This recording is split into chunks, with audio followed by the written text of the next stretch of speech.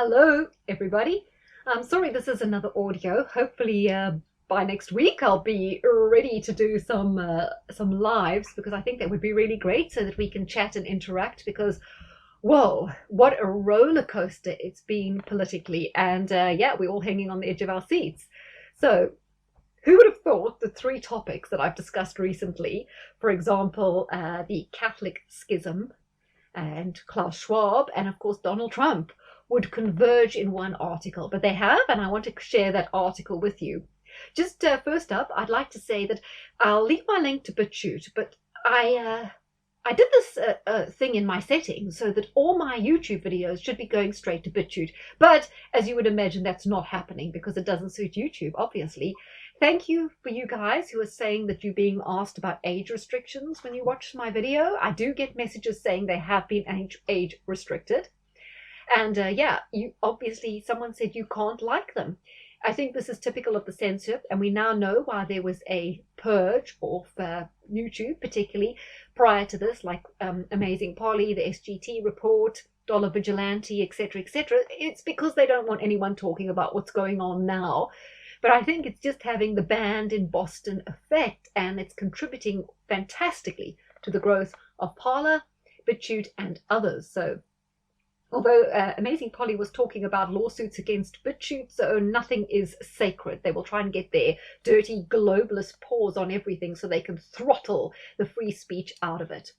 Good news, however, those of you in the UK, do you know that Mike Graham, who has the 10 to 1 in the afternoon show on TalkSport and is in direct competition with the dreadful James O'Brien, also 10 to 1, but on LBC, Mike Graham is smashing it. His figures for the other day were 55.5 thousand versus a measly 6,000 for James O'Brien. So if you're in America, try and just imagine the most obnoxious, pig-headed, sanctimonious, smug, progressive, self-satisfied, liberal. You can imagine that's James O'Brien. I mean, he's just horrendous. He's not even a good broadcaster. He is so incredibly obnoxious.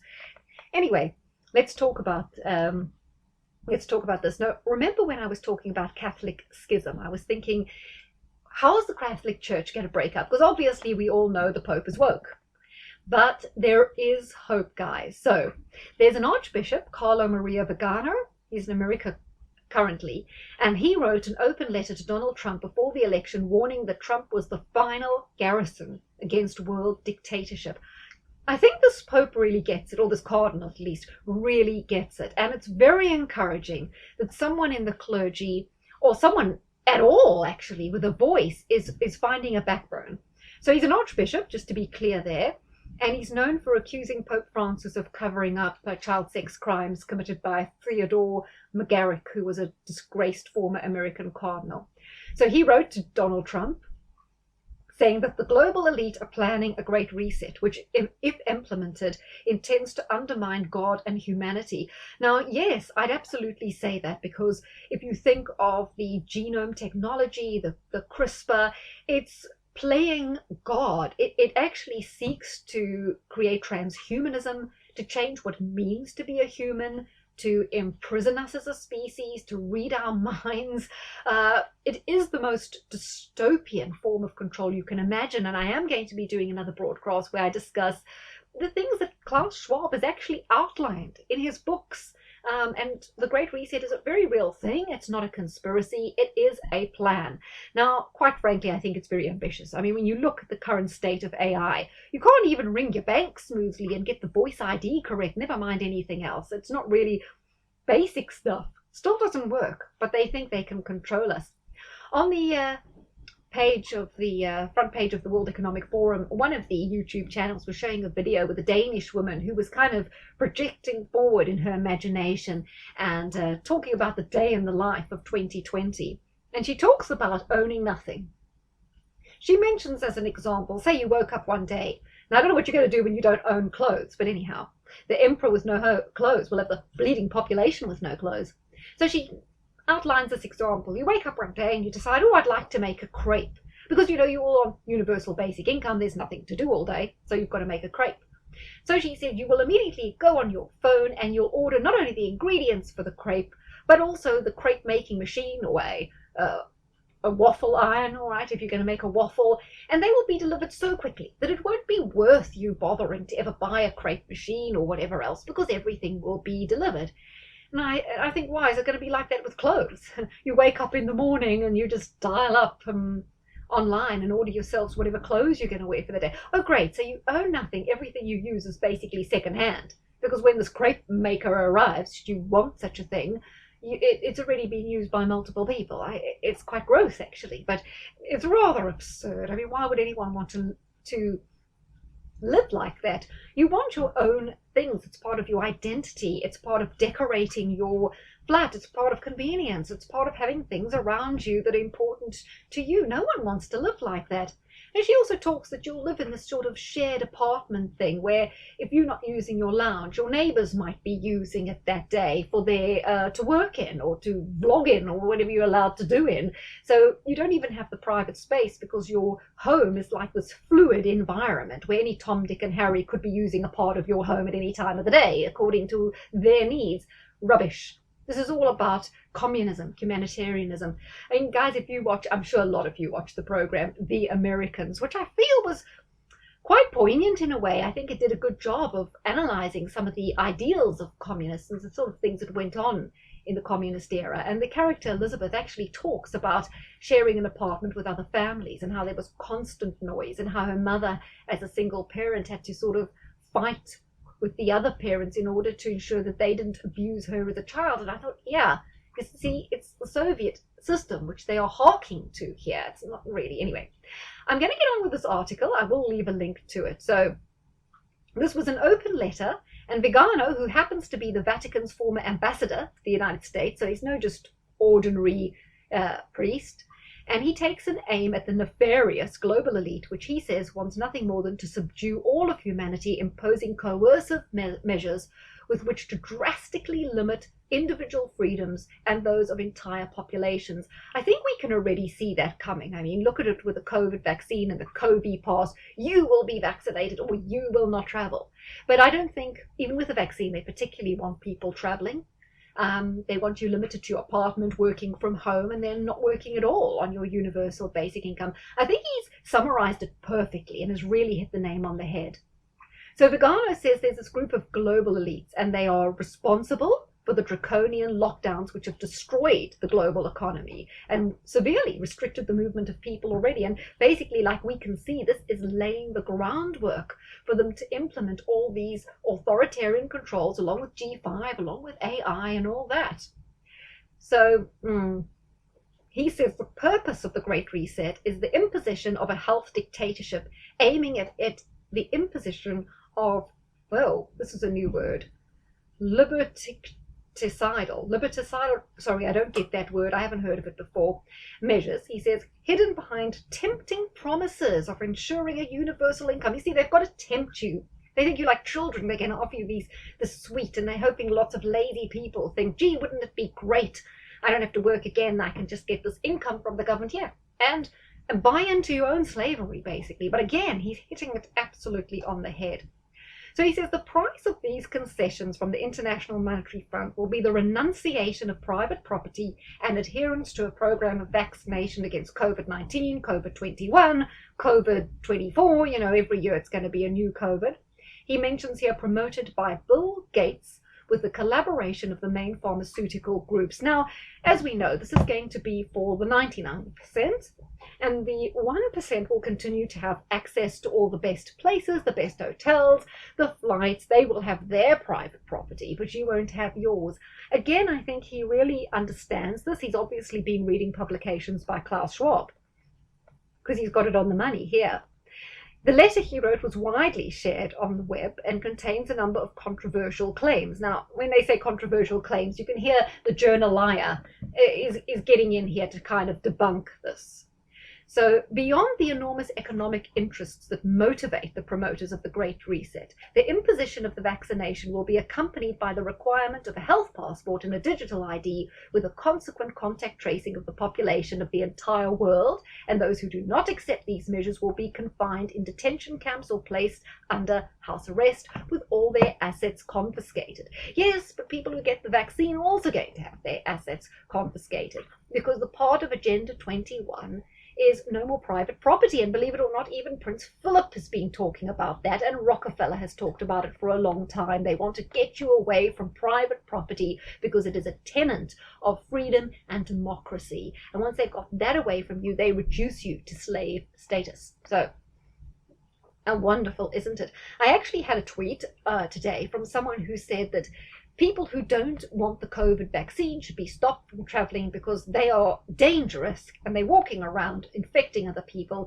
and they should be denied health care. And I thought to myself, yes, but you could say, should people who have alcohol take drugs, eat junk food, get fat and eat too much sugar? That's a health risk as well. Should they be denied health care? And those of us who are denied health care, can we have a rebate on our taxes then? You can see how, ordinary people have been turned into tyrants and being turned into hate for other people who want to maintain their freedom through this whole COVID thing. It's been incredibly divisive. It's called turning certain people into snitches. It's turning other people into ruthless authoritarians. So he says Vigano offers no concrete evidence to support his claims. Well, rubbish. The evidence is everywhere. It's all over the Economic Forum. It's in Klaus Schwab's books. If you look up COVID Pass, it's on their website. Governments are openly talking about this. I believe that if you listen to a speech by, I've forgotten his name, it's an MP, it escapes me, it's the same MP that helped the policeman who was unfortunately stabbed in a terror attack in the grounds of Parliament. It's Tugendas, yeah. His name's Tugendas. He was actually mentioning it in Parliament, exactly this. So when they say there's no concrete evidence, it's nonsense. It's gaslighting you. It's trying to sweep away this claim when there's more than enough evidence, but they just know that people won't go and look. So he claims influential people across the world in tech, health, science, politics, and other fields have referred to a great reset following the coronavirus. Now, let me tell you that Ghislaine Maxwell's sisters are very involved in the World Economic Forum and the whole blockchain technology and the very high-tech elements of this great reset. So it's all sorts of people. Okay, so it goes on to say social tensions have risen. Well, of course, that's what they want as well. It's divide and rule, isn't it? So it's just another way of dividing people. Scott Morrison in Australia, of course, ScoMo, has backed a plan to make vaccines mandatory, although there's no widespread plan as of yet in most nations for a mandatory vaccine. It'll be a coercive, like, oh, you can't travel, you can't book tickets, like Eventbrite today are saying in America, you'll have to have your COVID passport and your vaccine to book tickets. So, there's going to be a high degree of coercion. Like I was saying to this guy, I mentioned something to him about this being like Nazi Germany, and he said, oh, well, people are being forced onto trains to concentration camps. And I said, do you know that a lot of people went voluntarily because they didn't realize what they were actually getting into? They'd either be coerced or somehow lied to, manipulated, gaslighted. And when they were getting on these trains and going to the concentration camps, they thought maybe this is a temporary measure, it's for our own good, maybe it's to protect us from the bombings. You can guarantee they weren't told what was going to happen. They got on those trains voluntarily because they didn't know the truth, and that's what's happening now. Anyway, it says here, Vigano goes on to suggest that additional lockdowns have been planned and will officially be justified by a supposed second and third wave. Well, there's no doubt. Sweden is following a different model for whatever reason, which seems suspicious as well, because why is that happening? But Britain are merely following what France, Germany, and everyone else is doing, and Biden is merely going to follow that. It's all the plan. When people think Biden is any type of alternative, he's just simply going to be following exactly the same plan as everyone else, following eventually the Melbourne model, which we know is just one step away from North Korea. He says, you, Trump, are well aware of the means that have been deployed to sow panic and legitimize draconian limitations on individual liberties, artificially provoking a worldwide economic crisis. He's exactly right. And while politicians are barricaded inside their palaces, promulgating decrees like Persian satraps, businesses are failing, shops are closing, and people are prevented from living, travelling, working, and praying. Very important. Churches, I believe, still closed in Ireland. In Catholic Ireland, churches still closed.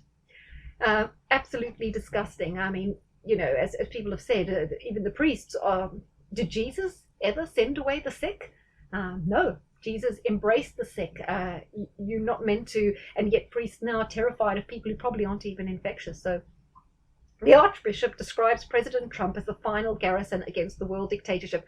That is what all us supporters of Trump feel in our hearts. We feel that it is the final stand, because at least he is the one person who has shown that he does stand up to these people.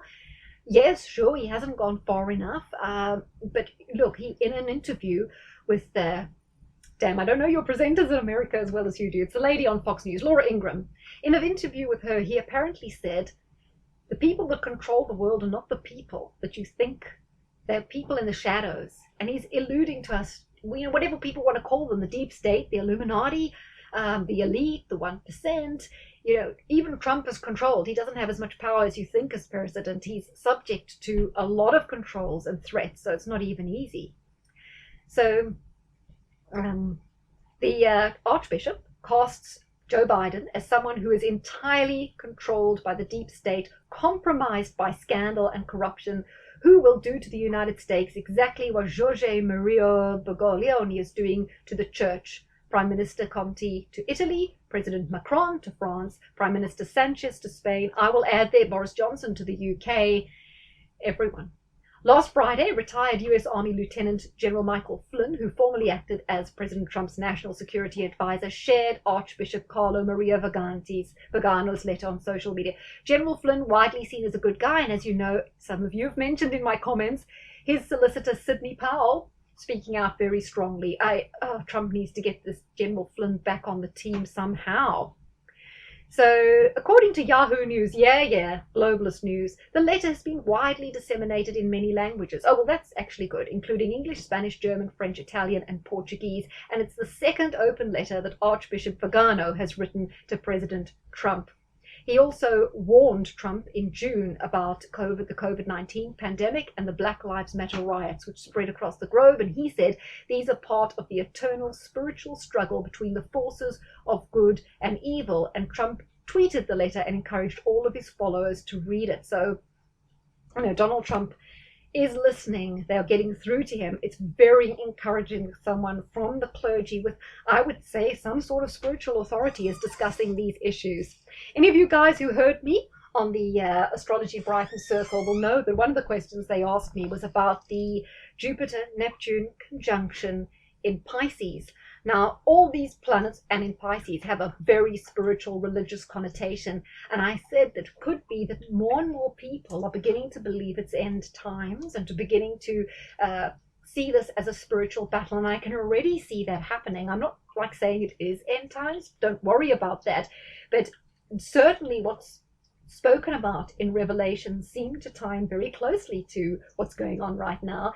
And I'm very surprised that people I speak to, more and more people are understanding the satanic element of this and are seeing it as a battle between good and evil. It's gone beyond politics right now. It's gone beyond this side and that side. It's clearly good and evil. And that's, I think, why people are going to begin to turn back to some form of spirituality, religion, and that's why they're terrified of Christianity.